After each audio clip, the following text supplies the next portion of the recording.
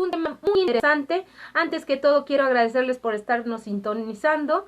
Y el tema de hoy es piratería cibernética. Y para eso tenemos a nuestro invitado, Alejandro Lascano, experto en piratería cibernética. Hola, Alejandro. Hola, ¿qué tal? Muy buenas tardes. Aquí muy contento de estar en tu programa y bueno, con tu auditorio poderles platicar un poco sobre este fascinante mundo que es la piratería informática. Claro que sí, como sabemos, en esta época actual en el que tenemos mucha invasión cibernética, pues es muy interesante tener conocimiento de lo que se lleva a cabo en la red. Y quiero platicarte, Alejandro, un caso que tuve en Ajá. el que personas que se hicieron pasar por empleados de un banco me hicieron una llamada telefónica y me dijeron que tenían una devolución que yo había pagado de más, lo cual se me hizo creíble porque en ese momento precisamente yo había hecho un pago. Entonces me dijeron que para esto tenía que darme de alta en el Bancanet, o sea, para que te den informes por internet. Y bueno, me estuvieron monitoreando, que me diera de alta y que finalmente que el password, que era muy confidencial, que lo iba a hacer en una grabación, que no tuviera preocupación, que podría corroborar de que todo era muy honesto. Imagínate que hasta tenían conmutador, música, todo Ujú. como si verdaderamente fueran empleados de un banco. Cuéntame, ese tipo de invasión o ¿cómo le podríamos llamar a eso? Ok, mira, este tipo de ataques se les conoce como phishing. Como pesca, nada más que, bueno, en el mundo del internet les encanta cambiar las letras y es phishing, pero con PH. Ah, ok. Entonces, este tipo de práctica se le conoce así porque finalmente es pescar de alguna manera a las personas que caigan en su trampa, haciéndole lo siguiente. Este tipo de personas conocen el funcionamiento interno, muy probablemente trabajaron dentro del banco antes, trabajaron en alguna institución de este estilo, y conocen el funcionamiento, entonces lo que hacen es copiarse, precisamente piratearse, la forma en que funciona este sistema, y a través de esa copia toman los datos personales, y bueno, como es idéntica a la original, finalmente la gente se lo toma por real y empieza a dar sus datos. Así es normalmente como se dan los hackeos de cuentas de Facebook, cuentas de correo, cuentas bancarias. Este tipo de práctica es la práctica más utilizada para robar datos de las personas, puesto que muchas veces uno no se da cuenta si no se fija con mucho detalle. Por ejemplo, eh, imagina que de repente uno de tus amigos que acabas de conocer te manda un link y un video, te dice, ah, oye, ¿ya viste el nuevo video de Maluma? Por Ah, alguna vez. por ejemplo, que ahorita Ajá, está muy de moda. ajá. Ajá. Entonces manda el video de Maluma y de repente sale como si te hubiera sacado del Facebook. Entonces, ah, no, pues a lo mejor se me fue el internet y algo. Entonces te vuelves a meter en Facebook para ver el video de Maluma, te metes Ah, perfecto. normalmente Sí. y te dirige al video de Maluma. Pero lo que pasa es, resultaba que era una página completamente distinta a Facebook y al tú hacer clic en ese link y al meter tus datos como si fuera un Facebook real, le estás dando a la persona que te envió ese link tus datos personales, usuario y contraseña de Facebook. ¿Y qué Final, tan riesgoso puede ser eso? ¿Qué más puede pasar? pues una vez que se roban sus datos, pueden hacer lo que quieran con ellos. O sea, ya sea venderlos a unas personas malintencionadas o, bueno, finalmente utilizar la cuenta y en el peor de los casos de los bancos, pues quitar los fondos, ¿no? Este, Exactamente, como en el caso que te estaba platicando, inmediatamente de que obtuvieron mi información, después pude ver que hicieron un retiro. Pero la suerte que yo tuve es que esa cuenta precisamente no tengo nada, porque es una tarjeta de nómina y ya ujú. prácticamente la estaba por cancelar. Ah, bueno, menos mal. Pero se vio que querían hacer un retiro, dos retiros de 5,000 pesos. Órale. Ajá. Entonces también platícanos ahorita sobre luego esas, en Facebook aparecen algunas, como test, Ajá. de que te dicen, bueno, dale clic aquí, te vamos a decir, qué persona, en qué persona reencarnaste o quién, Ujú. o otro tipo de situaciones que uno luego tiene la curiosidad, o cómo te verías en 20 años, etcétera. Cuéntame, ¿eso también es una forma de que te pueden obtener tus datos? Sí, pero bueno, datos personales no tan de alguna manera privados como tu usuario y contraseña, pero sí información como tus amigos, el tipo de marcas que te gustan, el tipo de zapatos que uno usa, a dónde frecuenta. Porque hay que entender algo, a mí me gusta mucho esta frase, en esta vida nada es gratis. Entonces, Claro. cuando alguien te ofrece algo gratis, finalmente es porque tú eres el producto que se está vendiendo. Exacto, sí. Entonces, las páginas que ofrecen servicios gratis, por el propio Facebook, por eso se dio este gran escándalo, es porque ellos ganan dinero vendiendo datos a las marcas, precisamente, o agencias de marketing, para que puedan conocer sobre los consumidores, Ujú. sus preferencias, y así generar campañas de marketing. Entonces, por ejemplo, este tipo de aplicaciones pueden ser muy divertidas, nada más que siempre antes de hacer un test, precisamente Facebook te dice, oye, necesitamos que nos des permiso para acceder a tus datos personales, lista de Exacto, amigos y sí. todo eso.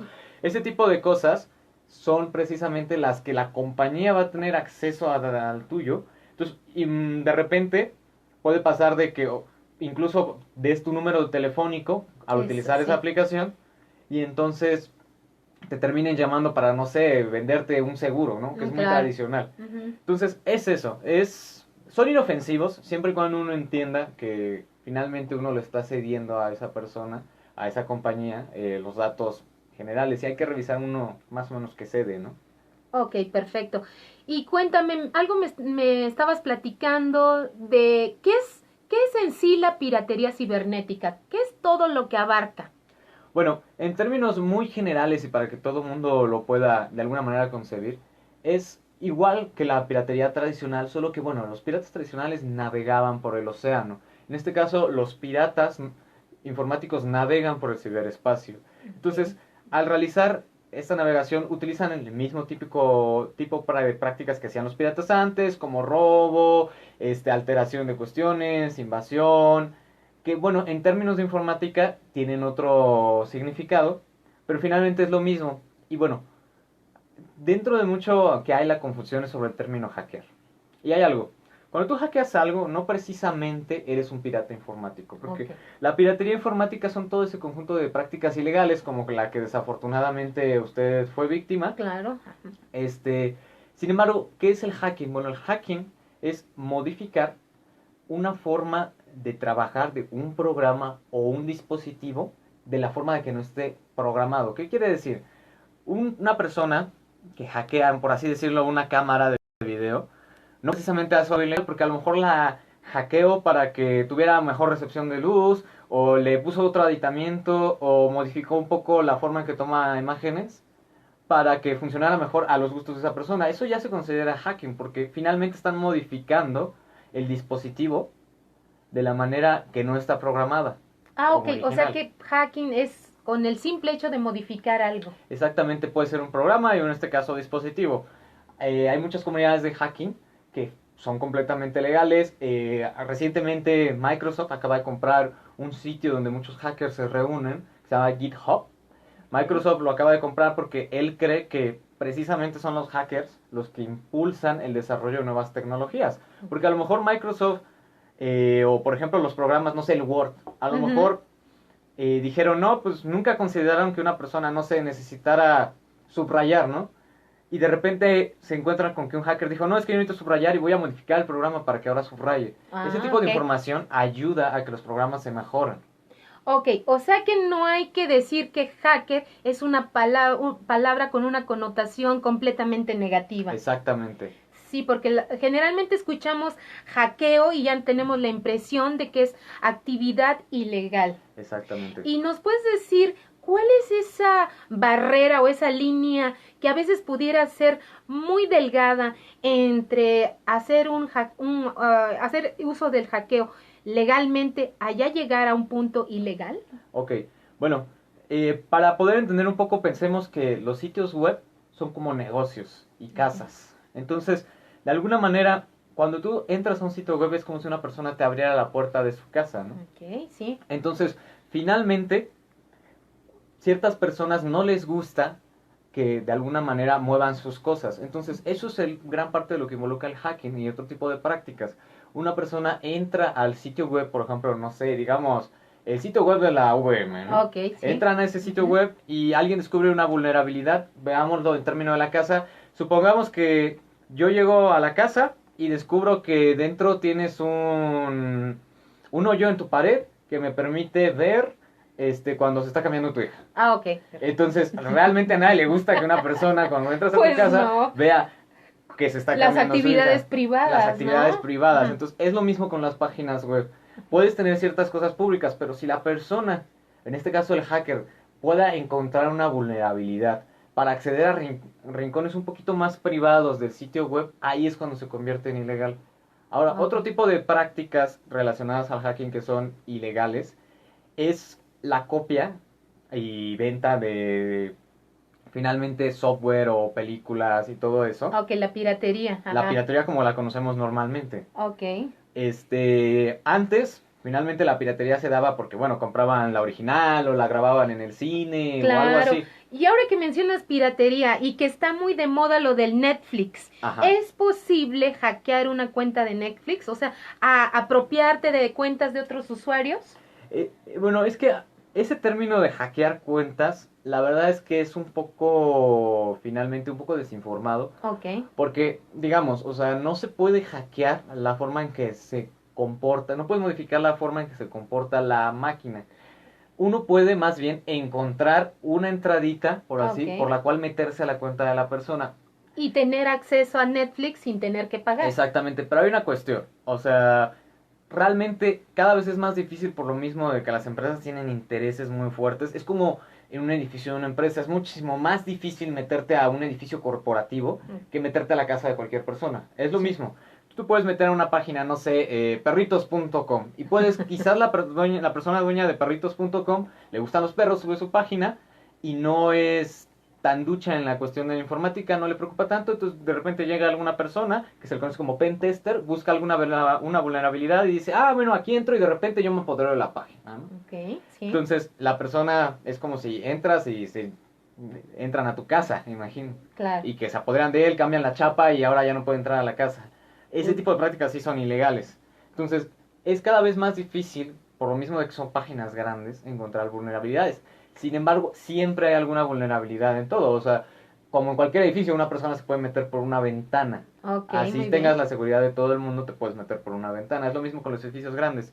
Entonces, ¿qué es lo que hacen las compañías? Le pagan a hackers para que ellos descubran las vulnerabilidades antes que unas personas malintencionadas. Ah, perfecto. O sea que las mismas compañías tienen su grupo de hackers. Sí, lo que es Google, Microsoft, Netflix, Facebook, pagan grandes cantidades de dinero porque tú encuentres las vulnerabilidades, se las envíes y así pueden evitarse distintos problemas.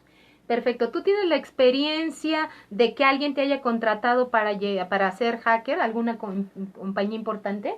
No, ¿No? para nada. La actividad que yo manejo principalmente en el hacking es relacionada con los videojuegos Ok. y con generalmente las aplicaciones normales que encontramos al día. ¿Qué es lo que quiero manejamos dentro más o menos en mi comunidad?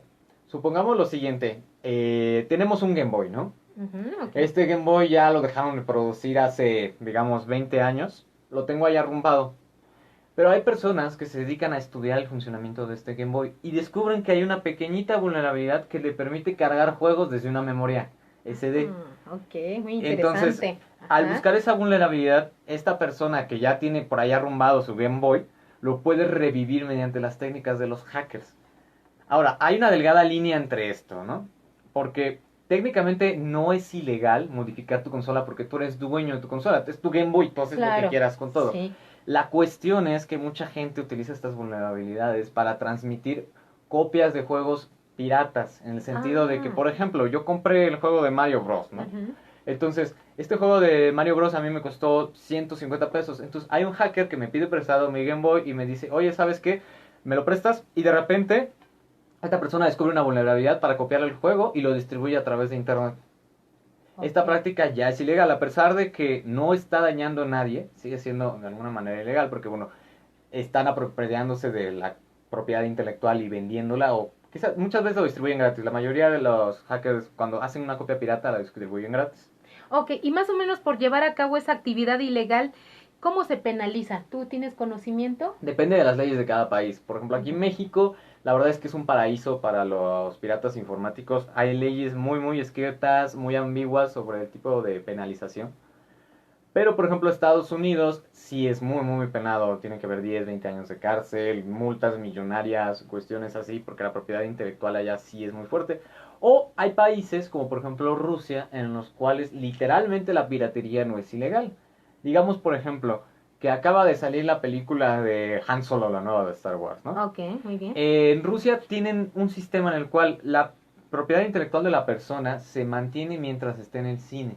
Entonces, tanto en Rusia como en Suecia, si llega una persona, se apodera de esa película, la distribuye por internet, como en Rusia no existe la propiedad intelectual, porque el arte no es de nadie, de acuerdo a heredado su modelo comunista, ya que el arte debe ser para todos y las películas son arte, el arte para ellos no es de nadie, por tanto no puede haber demandas de piratería en Rusia. Entonces depende finalmente del país. Y aprovechándose de esto, hay una cosa. El ciberespacio te permite viajar a cualquier lugar del mundo y estar en cualquier lugar del mundo, aún incluso físicamente.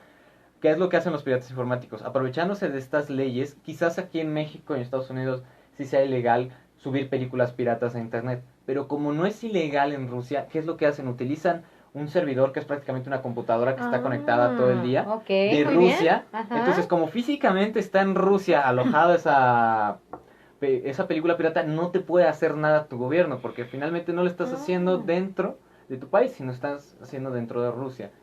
Ok, aunque el servidor sea el que está conectado a Rusia, no estés tú físicamente en el país. Exactamente. Mira, nada más que interesante.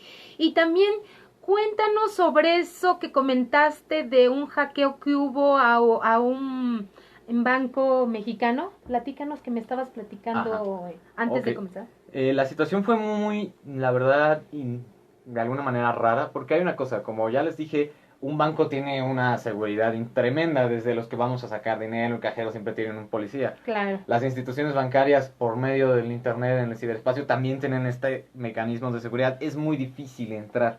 Entonces, como un asalto generalmente en una sucursal bancaria, para hacer un asalto a un sistema bancario, normalmente tiene que buscarte alguien de dentro. Alguien de dentro te tiene que dar el pitazo, por así decirlo, y darte la entrada para que tú hagas el robo.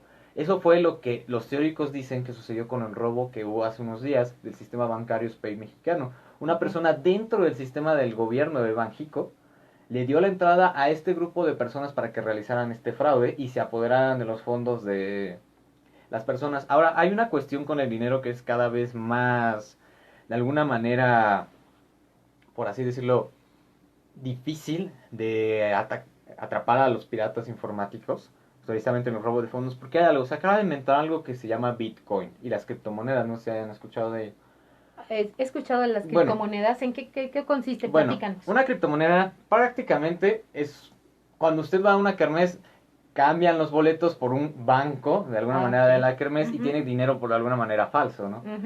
Esto, de alguna manera, es más o menos el funcionamiento de las criptomonedas.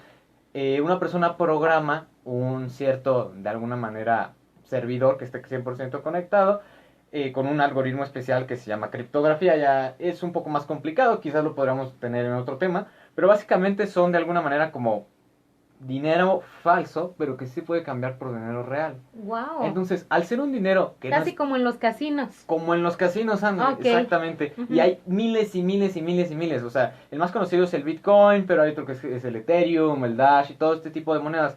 Y hay una cosa, como no son monedas de un país, sino simplemente son monedas de compra-venta, no hay la forma de rastrear el desvío de estos fondos. Entonces, por ejemplo, si estos hackers realizaron esta operación y lograron pasar esos fondos y respaldarlos por medio de algún tipo de criptomoneda, por ejemplo el Bitcoin, va a ser muy difícil rastrear dónde están estos fondos. Muy difícil de rastrear. Es por eso que muchos gobiernos, principalmente de Europa, están muy en contra de las Bitcoins. Pero bueno, ya es un tema muy aparte. Ok, muy bien. Entonces, eso pasó recientemente, hace unos días. Exactamente, y es una práctica común dentro de la piratería. Común. Ok, ahora Alejandro, platícanos un poco también de las cuentas Facebook o Twitter o de cualquier otra redes sociales, que luego a veces como que estamos consternados de que nos vayan a hackear la cuenta. Platícame un poco, así como el programa del mago enmascarado, que así como que nos revela sus secretos de cómo realizar algún acto de magia. Ahora yo te pregunto a ti, ¿nos podrías revelar algún pequeño secretito de cómo hackear una cuenta o algo que nos quieras compartir?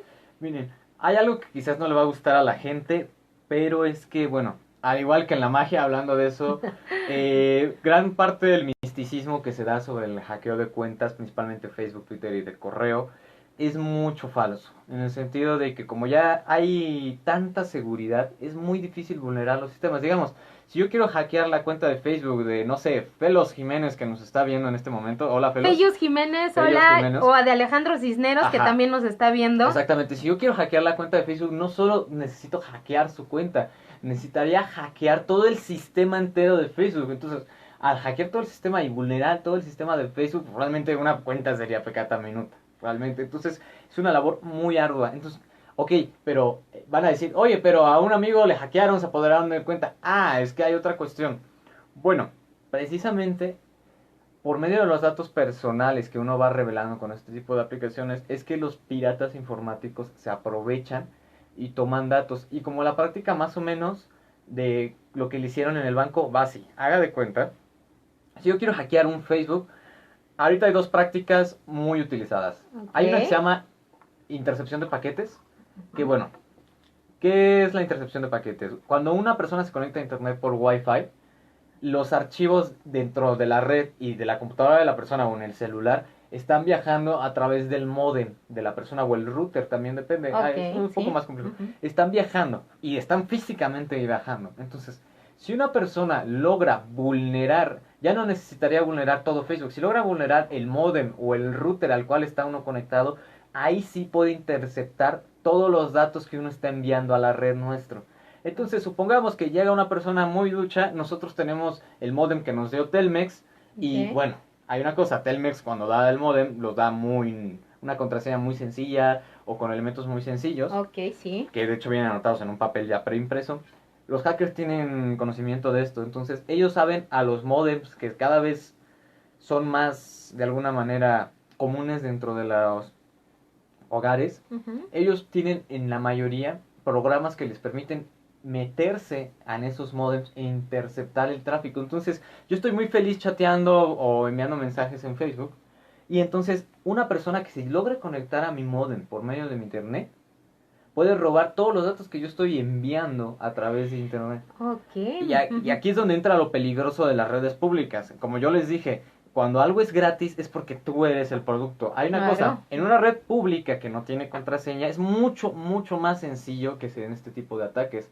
Entonces, supongamos que yo voy a una cafetería y estos tienen una web abierta, una red abierta. Sí, de las redes compartidas, de ¿no? las redes compartidas es mucho más fácil vulnerar. Entonces puede llegar cualquier persona y con la suficiente inteligencia vulnerar los datos que tú estás enviando. Entonces, es la verdad muy importante. Por ejemplo, aquí, por eso en las universidades, a pesar de que nos moleste, es el hecho de que tiene que haber una contraseña para poder accesar. Sí. Porque de lo contrario, cualquier persona podría obtener los datos que estamos enviando. Sí, porque hay algunas universidades donde entras directamente. Simplemente aparece la cuenta de la universidad tal y entras sin ninguna contraseña. Eso sería lo riesgoso. Ajá, es muy riesgoso porque, por ejemplo, uno está haciendo un examen del famoso Sócrates. Si es una red abierta, es muy sencillo interpretar las respuestas que está haciendo una persona o lo que está haciendo el profesor. Entonces, una persona muy ducha puede recibir las respuestas y poderlas manipular en un examen, por así decirlo, en este caso de la o a lo mejor hasta modificar sus calificaciones. Exactamente, porque si el maestro está conectado a la red y se le ocurre mandar las calificaciones desde aquí, de esta red, si no está protegida, puede interceptar las calificaciones y modificarlas a su gusto una persona con la suficiente capacidad. Y bueno, esa es una de las medidas más comunes. La otra es por medio de una práctica similar a la que ustedes le hicieron, el famoso phishing. Claro, el phishing. El cual, bueno, finalmente, de alguna manera, una persona te envía un link que parece un poco sospechoso, pero bueno, lo abres y se ve una página idéntica a Facebook, ¿no? Idéntica, sí. Solo que el link es diferente. Hay una cuestión. Una cuestión que se vea idéntica no quiere decir que lo sea. Claro, exacto. Entonces, a pesar de que se pueda ver idéntica, estas personas utilizan eso, copian todo el sistema de Facebook, una versión de alguna manera copia, lo envían para que una persona le dé los datos por error creyendo que está entrando a Facebook, creyendo que está entrando a su correo, creyendo que está entrando a YouTube. Es la verdad lo más común que se utiliza para el hackeo de cuentas.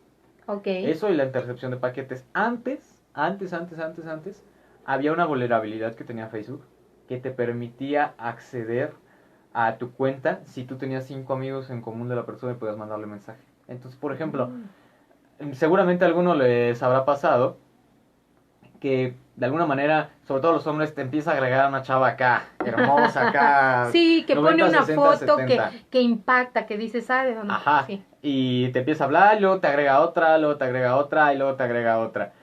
Este tipo de cuentas son muchas veces para publicidad, Las otras, cuentas fake, las ¿no? cuentas Que fake les llaman. famosas, sí. Ajá. Son muchas veces para publicidad, para realizar campañas políticas y toda esta cuestión, pero también antes se utilizaban para hackear cuentas. ¿Por qué? Porque digamos que esta misma persona se hacía las 5 cuentas de la chava preciosa y había un mecanismo en Facebook que si tú podías contactar a 5 amigos de la persona, te podían obtener y dar acceso a la Oh, cuenta. Entonces, por ejemplo, si ya agregaban 6 o 5 en el sentido, esta persona daba, con conseguir tu email, podía mandar ese mensaje y hagan de cuenta que le daba una parte a cada persona. Haz de cuenta, te pedían un código de 5 caracteres y cada persona mandaba un carácter. Y como esta persona tiene acceso a las 5 cuentas, tenía los 5 caracteres que ok, pedía sí. Facebook. Y en Ujú. ese momento, al dar los 5 caracteres, Facebook automáticamente le daba la contraseña a la persona. Era un Ah, mecanismo muy, muy vulnerable y gracias a Dios ya lo quitaron. ok, sí.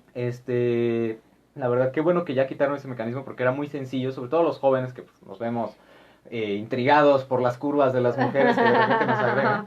Que como que se Entonces, ven en la tentación de caer y aceptar la exactamente, solicitud de amistad de una chica muy guapa, ¿no? exactamente. Sí, que a mí también me llegaron.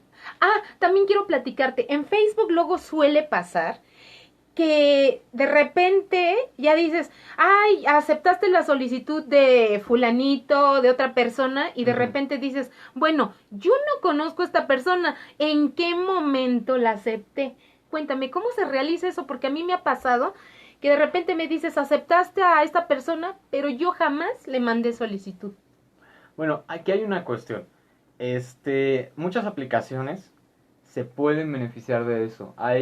Una aplicación puede tener los permisos que se quieran del Facebook de la persona que acceda a la aplicación. Entonces, por ejemplo, volviendo al tema de los test, si uno hace un test así como de, adivina qué persona fuiste en tu vida pasada, ¿no? Sí. Y ya te sale, no, no, pues yo fui Albert Einstein, era súper chido, ¿no? Sí. O la mujer es Este, Marilyn Monroe. ajá, exactamente. Ok.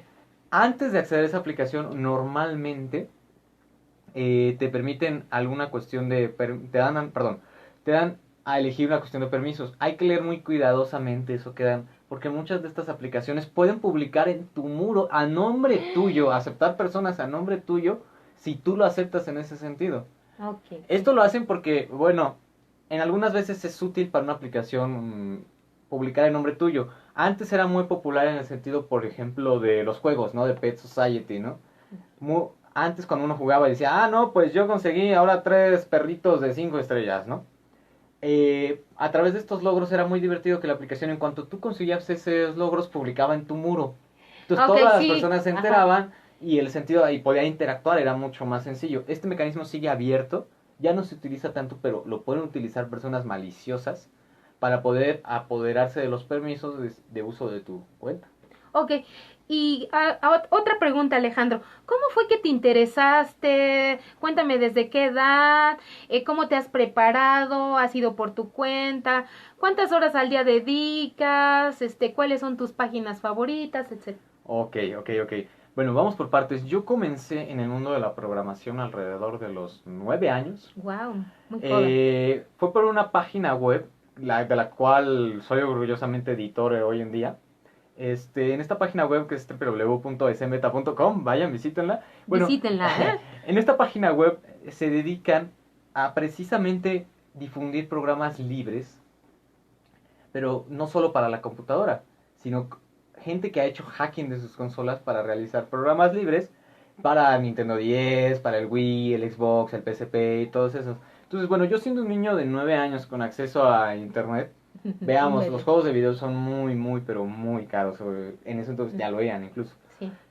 Y bueno, yo quería mis juegos. Entonces me enteré de que había una forma de vulnerar estas consolas y poder tener juegos gratuitos. Cabe Oh. aclarar, este tipo de cosas son no muy legales. La verdad es que no son muy, muy, muy legales. Pero de alguna manera en ese momento no estaban penadas en México. Entonces yo podía acceder por medio de un programa que instalaba, por ejemplo, en mi Nintendo GameCube.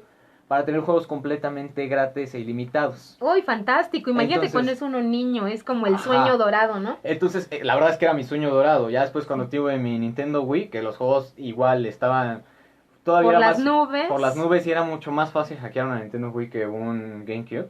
Entonces, me empecé a meter en ese mundo precisamente por eso, por yo querer tener juegos gratis.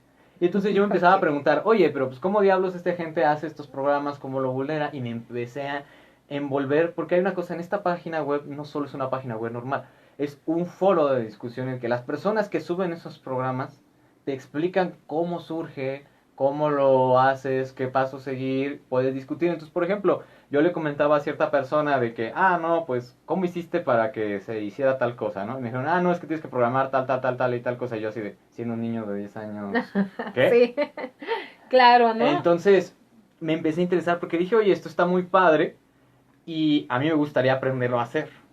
Ok, sí. Y bueno, una aplicación se puede escribir en múltiples lenguajes de programación. Me imagino que gran parte de la audiencia ya conocerá que es un lenguaje de programación. Si no, a grandes rasgos, el lenguaje de programación es la manera en que tú te comunicas de un lenguaje más o menos humano a un lenguaje computadora para indicarle que haga diferentes instrucciones. Y hay múltiples lenguajes, así como hay español, inglés, francés, también hay en lenguajes de computación. Hay muy populares y diferentes lenguajes sirven para diferentes cosas. Por ejemplo, la mayor parte de los videojuegos que jugamos hoy en día están programados en uno que se llama C. Ese lenguaje que se llama C puede hablar, por así decirlo, con casi cualquier dispositivo que tenga de alguna manera un procesador. Entonces, ¿por qué hacen estos juegos en C? Porque pueden hablar, por ejemplo, con una consola de Nintendo GameCube, con una consola de Nintendo Wii, y lo pueden programar mucho más sencillo. Hay otros lenguajes que no pueden, por así, hablar por ejemplo, con un Nintendo Wii. Por ejemplo, el lenguaje con el que hacen las páginas web, que es el HTML, se necesita un programa llamado navegador, que es como Google Chrome, Firefox y así, para poder que la computadora lo pueda leer. Entonces, una consola no puede leer eso. No puedes hacer juegos, por así decirlo, para GameCube o para Wii en HTML. Entonces, hay diferentes lenguajes. Y yo empecé a aprender uno. No sé si alguno de la audiencia conocerá lo que era Flash. Los juegos Flash que jugaba uno en internet y todo eso. Que se veían como caricatura. Ok. Bueno, estos juegos estaban programados en un lenguaje que se llamaba ActionScript. Ya son obsoletos, ya otro lenguaje lo sustituyó y bueno, bla, bla, bla. Pero así fue como yo me fui comenzando, empecé a programar jueguitos y me empecé a meter en esta comunidad que ya les había comentado. Ok. ¿Comunidad de miembros de toda la República o también de otros países? Bueno, es habla hispana en general. www.zenbeta.com es la comunidad de habla hispana para el desarrollo de software y descarga completamente gratuito. Y bueno, lo único que nosotros utilizamos en esa página es la publicidad como la que puede ver en cualquier página. Se registran y ustedes pueden descargar aplicaciones completamente gratis y libres de virus para sus computadoras, para sus Nintendos, para sus PSP. Y ustedes podrán usar en el momento que quieran y sin ningún costo. Ok, muy interesante porque luego, por ejemplo, los antivirus o algún programa, generalmente luego son costosos. Exactamente, y hay opciones, es precisamente por lo que yo me interesé, que hay una gran comunidad que se llama Software Libre, son programas hechos precisamente por personas que lo conocen, que precisamente no les interesa obtener dinero, lo que les interesa es hacer un buen programa, un buen servicio. ¿Y qué es lo que pasa? Un programa, por así decirlo de alguna manera, el código, las instrucciones que le dio el programador a la computadora para que, por ejemplo, no sé, se inventara el Halo Wars, de alguna manera, son privadas. Okay, Generalmente, sí. Y solamente las conocen las personas que lo desarrollaron. Pero en software libre, la persona que desarrolla el software libre, esas instrucciones las publica en una página. Entonces, cualquier persona puede copiar esas instrucciones y modificarlas para mejorar la experiencia de alguna manera de la aplicación. Entonces, tienes aplicaciones que son gratis, porque quizás para una persona es muy difícil hacer, no sé, algo como Photoshop, pero versión gratuita, que se llama GIMP. Pero no lo hace una sola persona, lo hacen cientos de personas. Entonces, entre cientos de personas se cooperan para realizar esta aplicación de software libre. Es algo muy interesante. Dentro de Zen Beta nosotros estamos a favor del software libre, de que el conocimiento se debe compartir y que cualquier persona debe tener acceso a herramientas de calidad que le puedan servir para mejorar su vida cotidiana. O sea que yo podría conseguir programas que a lo mejor en el mercado son muy costosos por medio de esa... Exactamente, la mayor parte de los programas que podemos ver en el mercado tienen una versión de software libre. Y ojo, no es una versión pirata, es más bien No tanto, es más bien genérico. Si lo viéramos como las medicinas, es versión genérica. Pero Versión muchas genérica. veces este genérico, a diferencia de con las medicinas, es mucho mejor. Es mucho mejor. ¿Podrías repetir a nuestra audiencia en qué página la encuentran? Ok, www.esenbeta.com. Bueno, te voy a aclarar una cosa. Esta página está un poco abandonada.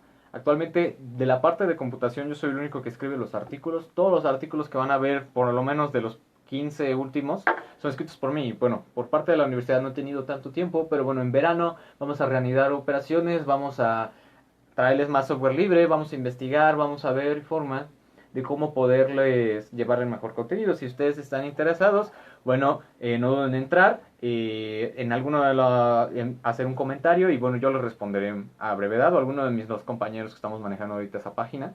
Antes éramos muchos más, pero bueno, pues, se ha ido decayendo con esto de las redes sociales, pero el punto es, y precisamente por eso estoy tan agradado de que me hayas invitado, es que a mí este proyecto que tengo ahora para verano es recuperar esa página y que más gente tenga acceso al software libre. A lo mejor que si personas de la audiencia están interesados en integrarse a la comunidad, tengan acceso, ¿no?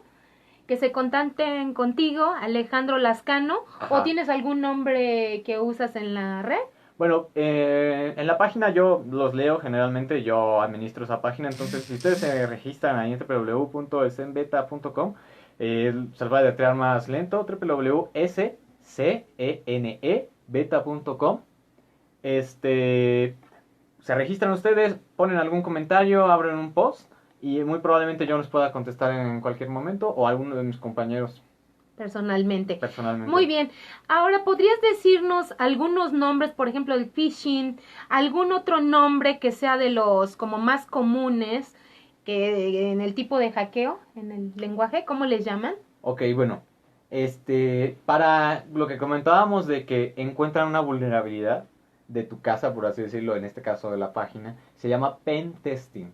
Pen testing. Ajá. Ese tipo son personas que ese es su hobby, se dedican a encontrar vulnerabilidades en páginas web o en programas.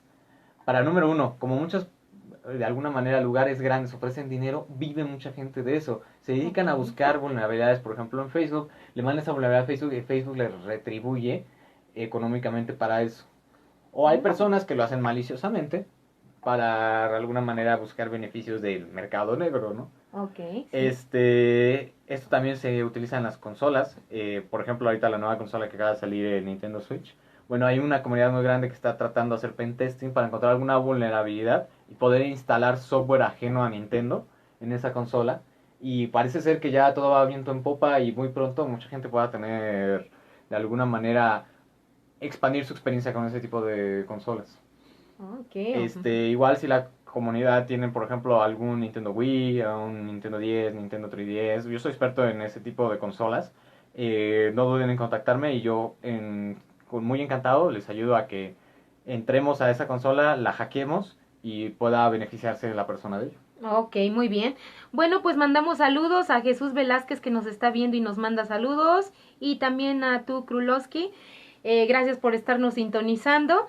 Y bueno, ya casi para terminar el programa, pues quiero agradecerte mucho, Alejandro, por aceptar la invitación, Sí, porque gracias. es un tema muy interesante y espero que nos vuelvas a visitar en otra ocasión. Claro, yo encantado, hay muchos temas por los cuales se puede hablar, la deep web, comunidades de internet, de alguna manera, cómo se transfieren los archivos piratas, cómo conseguir archivos piratas en la red. Oh, wow, eso también está muy Sí, interesante. sí. Se pueden conseguir archivos piratas. Sí, de hecho, bueno, generalmente un libro, por así decirlo, nosotros conocemos en PDF, pero generalmente un libro, sobre todo en inglés, como es una comunidad tan grande, cualquier libro que usted se le ocurra, le puedo asegurar con un 90% que lo puede encontrar gratuitamente en internet, sabiendo dónde buscar. ¿En serio? En inglés. En español es de alguna manera, digamos, un 45%. ¿Por qué? Porque las personas que nos dedicamos a esto en general, en el habla hispana somos menos que el habla inglesa. ¿Sería posible que nos compartieras una página? Ok, hay una que me gusta mucho. Hay una cosa, este tipo de páginas son prohibidas en redes, por ejemplo, universitarias. Hay una que se llama book, sí, así de ver, como en inglés, .org. Ahí ustedes pueden buscar, ponen el título del libro en inglés. También algunos hay en español en esa página y la mayoría están en formatos compatibles con su computadora. puede que no estén en un formato compatible, pero ven el formato que está en libro, lo googlean y pueden descargar completamente gratis. Hay opciones gratuitas de programas para poder leer esos libros de ello. Muchos están en PDF, otros están en un formato que se llama EPUB, pero cualquier navegador, por ejemplo, de Internet Explorer lo puede leer. Y hay otro que está en un formato MOBI, que ese sí ya es un poquito más difícil de leer, pero también se puede. De hecho, en un momento más, en otra ocasión podemos hablar un poquito más sobre cómo es esta. La verdad es que sí es una mafia de la piratería, sobre todo, por ejemplo, del conocimiento tanto de los libros como de los programas y de películas. Por ejemplo, nosotros vamos a un mercado y vemos muchas cosas piratas, programas, o ahora también, bueno, pero eso ya no entra en lo cibernético, algunos, también ahora ya se comparten, libros o como lo que tú comentabas, pero no vemos todo lo que hay detrás, que es una red, como tú dices. Exactamente, hay mucho trabajo. Ajá, que a lo mejor hay el hackeo que es con un motivo, pues simplemente de prevenir a las empresas, a las compañías, y otro que ya es más malicioso, como el de hacerse de algo monetario a cambio de, pues, de apropiarse de programas o de películas pirata, ¿no? O sea, sí, de hecho, por ejemplo, una vez más digo, la comunidad de habla angloparlante, la comunidad angloparlante de hackers es la más talentosa del mundo. A mi gusto, uno de los mejores hackers que hay son los británicos. Los británicos. También por ahí están los rusos, pero los británicos son como los más habilidosos en ciertas cuestiones. Entonces, usted puede conseguir una película en inglés o el mismo día de que se haya estrenado. ¿En serio? El mismo día que se haya estrenado o quizás 1 o 2 días después con una calidad bastante aceptable. Puede conseguirlo el mismo día, quizás sí se ha grabado del cine como estábamos acostumbrados a... De que se ve la persona pasando, hablando, sí. Pero se puede conseguir en ese momento, automáticamente, sin ningún costo, incluso de pago. Es un poco difícil, pero sabiéndolo de dónde buscar, se puede conseguir. Son comunidades, por así decirlo, como barrios bajos. Veámoslo así, o sea, para comprar una película pirata uno tiene que ir a un tianguis, es lo mismo en internet. Exactamente. No puedes comprar una película pirata, no sé, en Mercado Libre, en Amazon. Tienes que ir a lugares específicos, sabes, tener los contactos a los cuales dónde ir. Y bueno, pero hay otra cosa. En México nos llegan tarde las películas. Entonces, sí, exactamente. Yo veo que, por ejemplo, se está estrenando, no sé, la de Han Solo, pero muy probablemente Han Solo se estrenó 1 o 2 semanas antes en Estados Unidos. Entonces, al estrenarse 1 o 2 semanas antes, le dan un tiempo inmenso a los hackers para poder utilizarla y poder vulnerar los sistemas y poder adquirirla, no solo de grabada en cine, sino ya está en formato Blu-ray. Ok, perfecto, increíble. Yo, por ejemplo, yo tengo la experiencia personal. Cuando recién salió la película de La La Land, la película de La La Land salía un viernes 14 de febrero. Yo la iba a ver con una chica, pero bueno, la cuestión no se salió. Y yo muy triste el día anterior dije, me la voy a poner a ver solo. Decidí buscar en una de estas páginas para ver si estaba un día antes del estreno. La película se estrenaba el día viernes 14 de febrero. Y yo la conseguí ese día en la noche, que era jueves 13, en una calidad de DVD. Todavía, ¿En serio? Todavía ni se estrenaba en el cine y ya los tenían en calidad de DVD. Increíble. Es así de potente es el trabajo en equipo que hacen los hackers.